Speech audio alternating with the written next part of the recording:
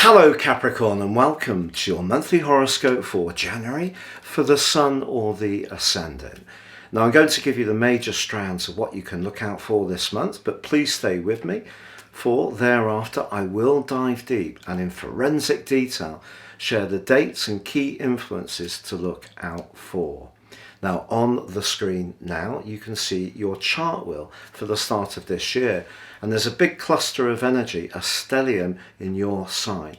This starts with the Sun, which is always with you at this time of year, Mercury, the planet of communication, Venus, the planet of relating, and also powerful Pluto, which has been with you since 2008. So all this is putting a lot of focus on you, the individual. And the exciting thing for you, Capricorn, is the new moon in your sign on the 2nd is linking in a really exciting, exuberant way with Uranus, the planet of change.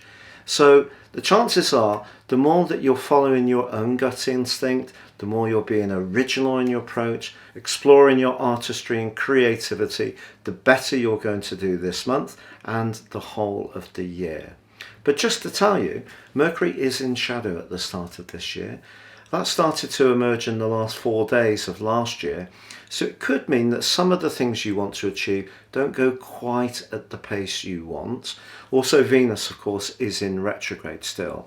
But just to reassure you, Venus forges a stunning link with Neptune in the first 12 days, and an exciting one with Uranus in the last 2 weeks. So a lot to look forward to.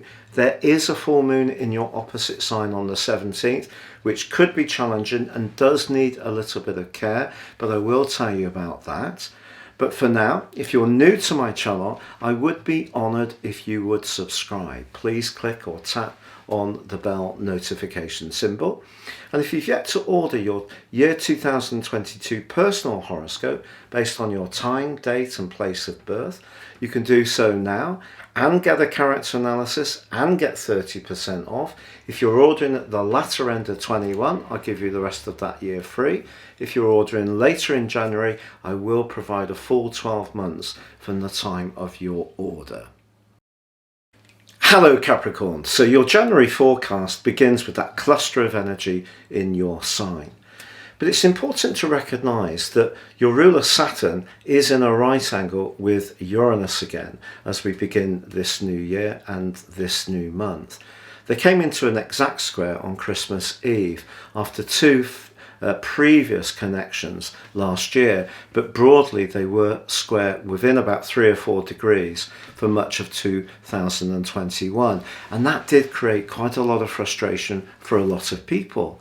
For you, it kind of is an influence which is cautioning you not to be too rash when it comes to anything to do with chance or more speculative ventures. Saturn, your ruler, has always made you super sensible, but in your second house it's asking you to marshal your resources carefully.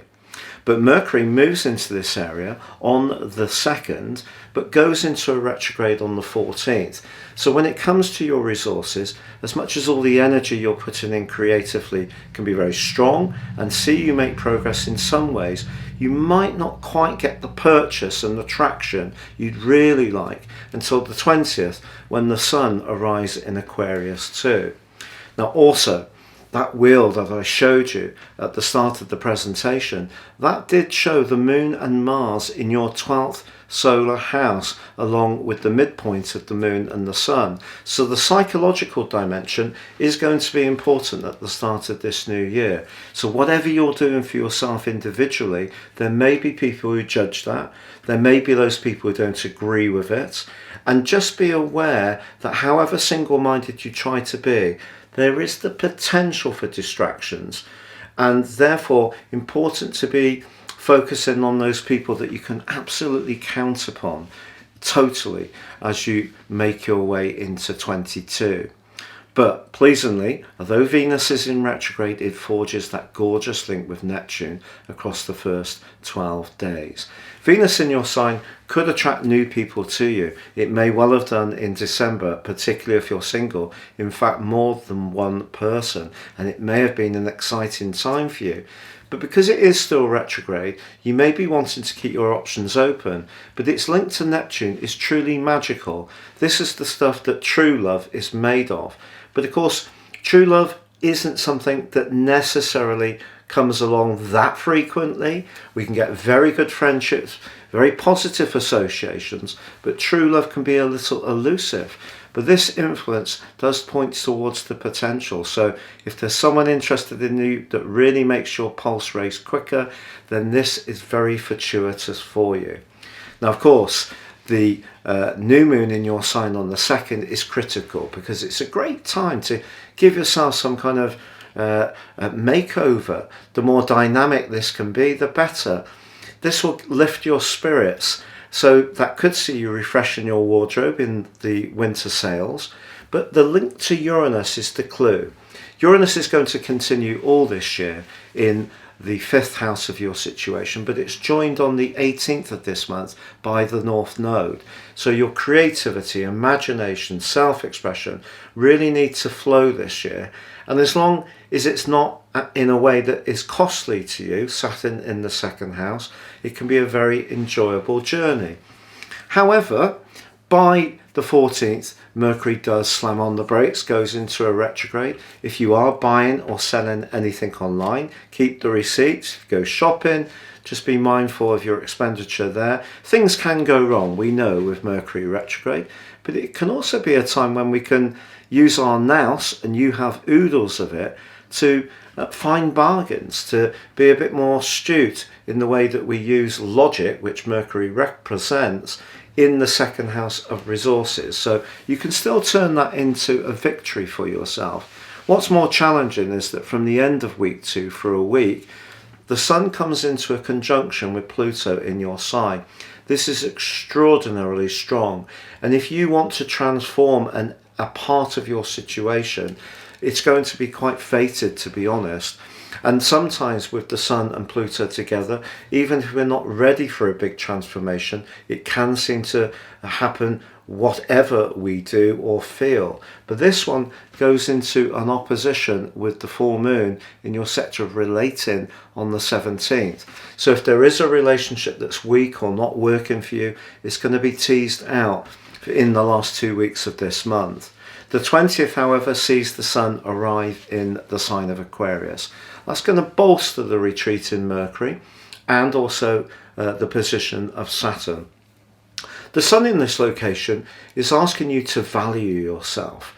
And although the material world is important for all of us and we enjoy buying and selling things, it's also important to feel good about ourselves without those possessions, those extra attributes. And remember, it's the creative strand that's going to be so important to you this year. And that is given a huge boost for you on the 24th, when Mars powers its way into your sign. Because right at the start of this year, it has been in the 12th house, and that can be psychologically quite challenging. So I think you're going to come into your own fully from the 24th, with Venus forging a dazzling link to Uranus in the last 2 weeks of this month. If you are single, there could be a new connection that comes about very quickly. If you're involved in a relationship and generally pretty happy, this is a prompt to try to find ways to rejuvenate it in some ways, particularly if it has become, very, very samey. And you can always predict what each of you are going to do. Challenge yourselves. That's what Uranus is pushing you to do about the way you relate. But Venus does go direct on the 29th, which is helpful. But Mercury returns to your sign on the 24th in its retrograde. So that's what I mean. Something you try creatively at the start of this month. It may take some steps forwards and may then need to be rethought, but don't beat yourself up if that happens. Try not to get too frustrated.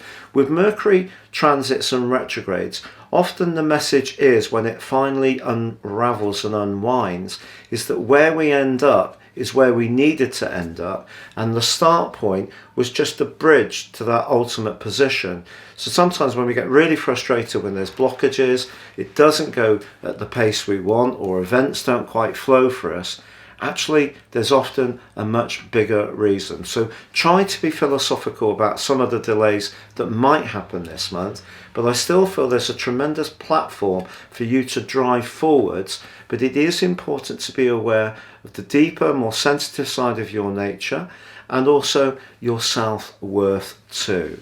Wishing you a very happy January and all the best for 2022.